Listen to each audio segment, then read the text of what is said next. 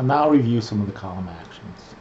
For each column, there are 3 actions available: column settings, column stats, and column reports. I'll review column report first to give you an overview, as that is the same for all column types. A column report basically gives you a breakdown of the buckets that it was made and the percentage of each bucket, the selected percentage of each bucket, the percentage of selected of each bucket, the rows and selected cells for that one bucket. Column settings and column stats are different for each type of column based on the data type: URL, text, numeric, datetime. I'll review each one separately. For URL, the column settings can be bucketed by URL domain, URL scheme, text length, and parts of the path. There are also always metrics up at the top.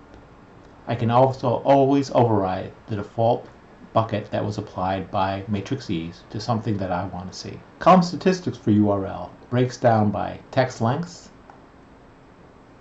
counts per URL, counts per schema, counts for first through fourth path parts, and most significant path terms. Numeric column settings, with statistics at top, can be broken down into 2 bucket types: ranges and max average outlier.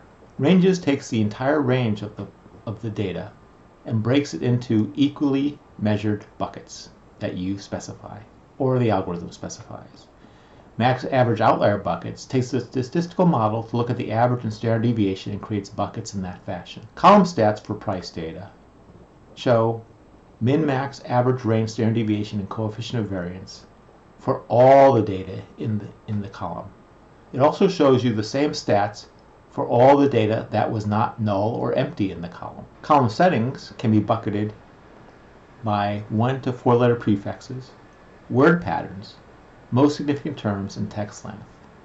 Most significant terms is a powerful tool to determine for large text blocks what is the most significant term in that block and grouping it accordingly. Column stats for text shows you metrics up top, text length metrics, the prefix metrics, metrics for all terms, distinct considered terms, all considered terms, term counts, and then weighted terms, the most significant weighted terms, and calculated patterns.